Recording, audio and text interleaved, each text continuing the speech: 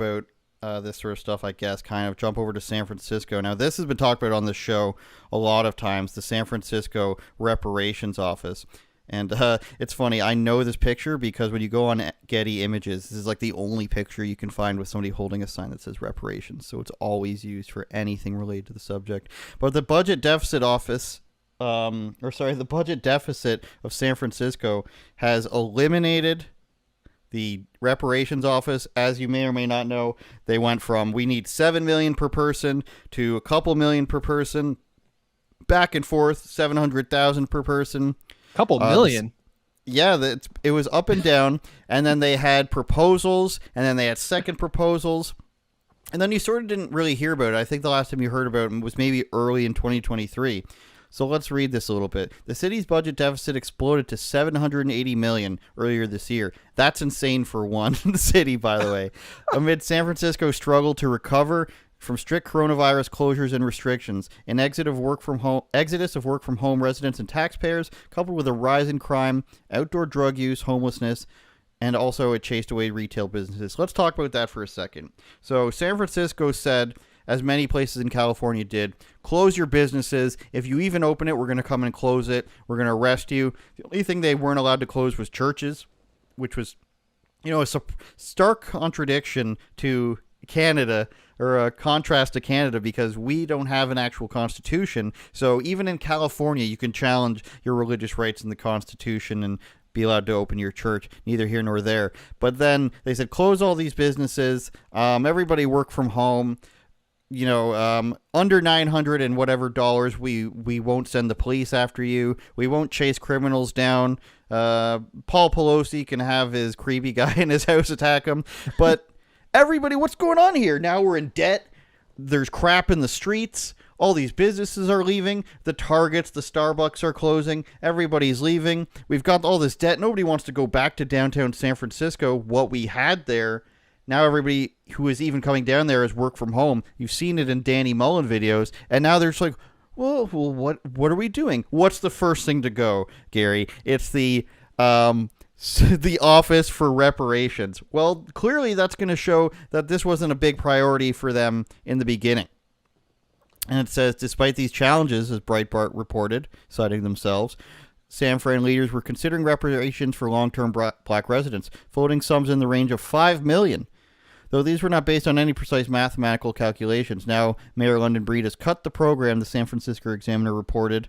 Though it is just one. Okay, she's erasing $75 million in cuts. Though it's just one of the several planned programs that will no longer be funded, the Office of Reparations is noteworthy because its establishment came after a widely followed, years-long process that ended in accepting a reparations plan. And we can read on a bit if we want. This is rich. Is this surprising? I mean, they made such a stink about this. The people of San Francisco, Mayor London Breed, of course, she comes into office, so super progressive. She's vowed to turn around like the crime and everything. None of that's actually happened. But like, are you surprised this was cut immediately? Do you think that this is going to go away? What's your take on this? No, I'm actually just waiting for a proposal from California that doesn't have to do with just giving away money.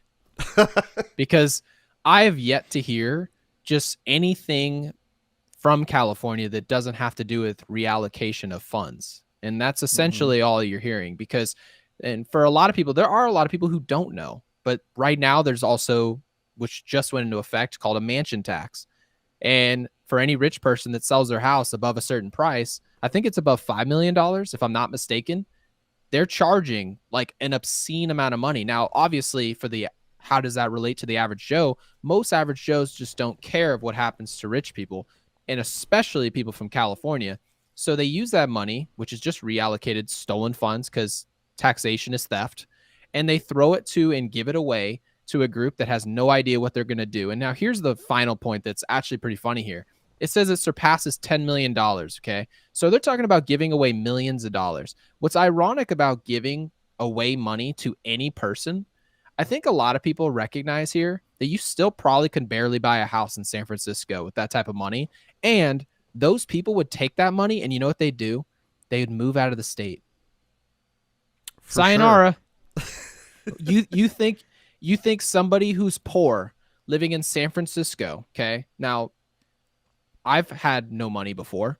If I had no money and I was living in California and the local government gave me $5 million, you think I'm staying in San Francisco, California? Of all the beautiful places I could be in America, never in a million years. I'd send it over to Texas. I'd send it over to Arizona. And last but not least, I'd probably send it over to Florida. Nobody would stay in San Francisco. Are you going to give away $5 million and now that person's going to spend 3 of it on a 2-bedroom, 2-bath in San Fran? It doesn't make sense. So obviously, my solution will always be giving away money is always a waste of money, no matter who it's given to. And if they're going to come up with real solutions, I mean, they can, if they want to come up with an easy solution that actually makes sense, that requires people to do actual work, then you can come to us, you can come to the American people and suggest these type of topics. But until then, you're just giving away people's hard-earned money. Yeah, the part where you talked about how expensive it is in San Francisco. I mean, I live in an area where houses are $1.2 million, triple what they're actually worth, in my opinion, because that's what they were like 3 years ago. Mm-hmm.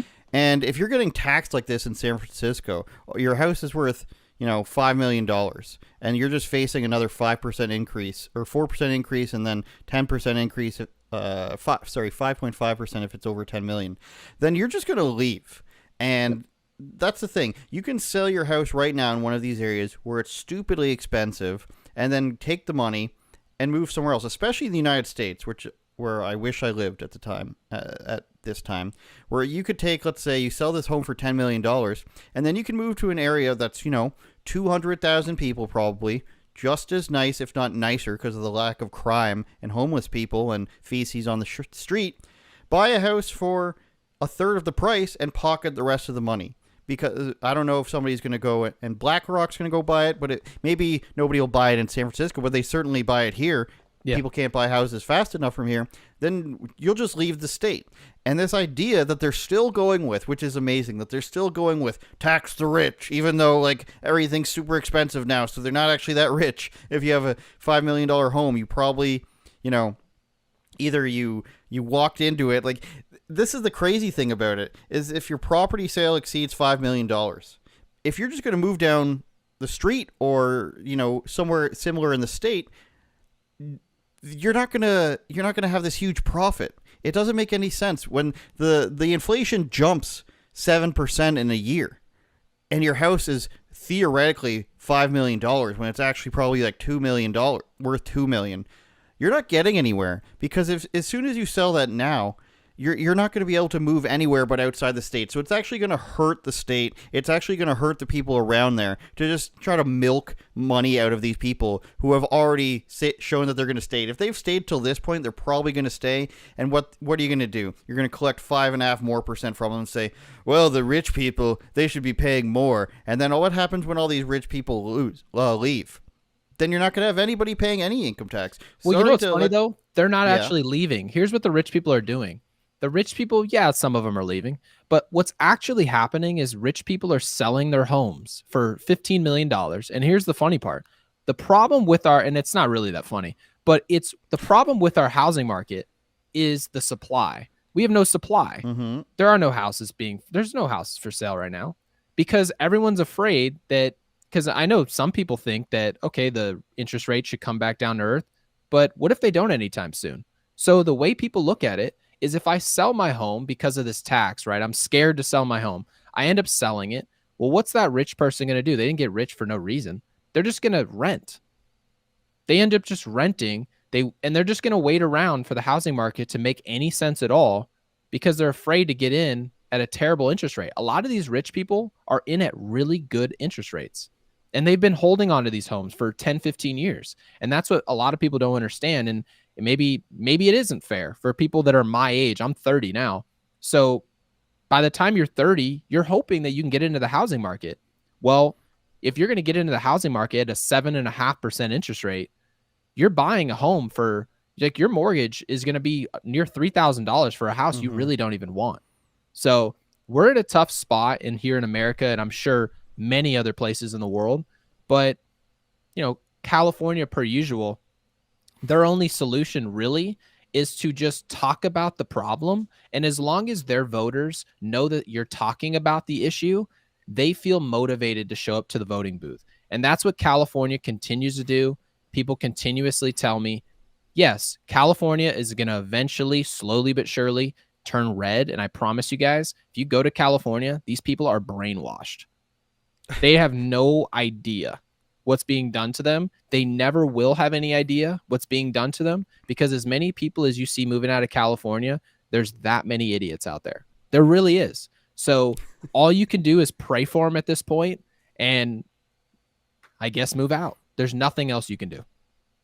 It's wild how much you just said complete about the housing market completely applies here. There's not enough houses. They're focusing all the immigration into one area around Toronto, where I am, and they're saying, hey, look, we're building a lot of houses, but they never mention immigration. And what they're building are townhouses. So they want people to live in this neighborhood where a bunch of townhouses are packed into this confined little block. And they say, isn't this amazing? Isn't this amazing that you can pay $3,000 a month or something like that for a 2-bedroom townhouse? Be thankful for that. We're making so many houses for you.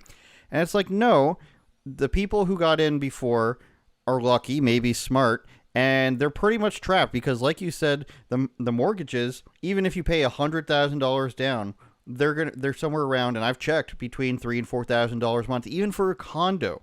Yeah, even for a condo 40 minutes east of Toronto. So every single thing, and it sounds like it's probably the same in California. Every single piece of real estate within 3 hours of Toronto is out of this world. And what can you do? You can move to a tiny place in the East Coast and change your life, or you can move out west into the middle of nowhere, because every city is run by a liberal person in Canada, so you don't really have a choice because these policies follow you everywhere, which is the advantage to the United States because you've got other places where things are a bit more normal. I just came back from Texas a couple weeks ago. The ability to have a quality of life that is more similar to what you would have had 5, 10, 15, 20 years ago is much easier to acquire. And that's not a racial thing. That's not a skin color thing or a nationality thing. It's just the fact that other places in the world, believe it or not, have been better planned out than in these liberal large cities. It's always nice. It's always nice to have a choice. And that's and the crazy part is in a lot of those places, just because you have a mass exodus, the prices have gone up. A lot of those places in California, because it's not that Californians are broke. No, it's just that they have a lot more people. So yeah, like there are going to be a lot of people with money leaving California and going to Texas. Well, that means that they have all cash offers.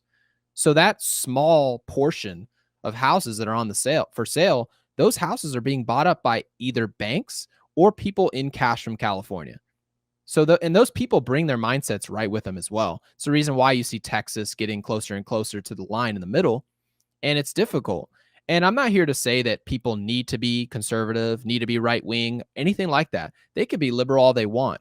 But I feel that there's just no denying that one system is working a lot better than the other. We just need to find a better way to be in the middle, somewhere in the middle, because we can't all agree on all the same topics all the time with people who are like-minded to us. We just can't. At some point or another, we have to say, okay, this maybe small minority of their ideas are working. We can implement that, but we need to stand packed of what we're doing that's working. And a lot of what's happening here in America, and I know you've compared it to Canada and how it potentially is better here, that's changing and it's shifting. And it's unfortunate because the price to live here, I'm in Arizona. Arizona used to be this wildly affordable, off-brand California, very underrated. Now it's expensive. I'm paying over $2,000 for rent. It's a nice apartment complex, but it's an apartment. I shouldn't be paying close to $3,000 after utilities. It's a lot of money. Apartments used to be places where people can go, be responsible, cut back their budget, and prepare themselves, prepare their mentality to getting into a house. The American dream was that, and that's now dying. Turn it up, Jordan.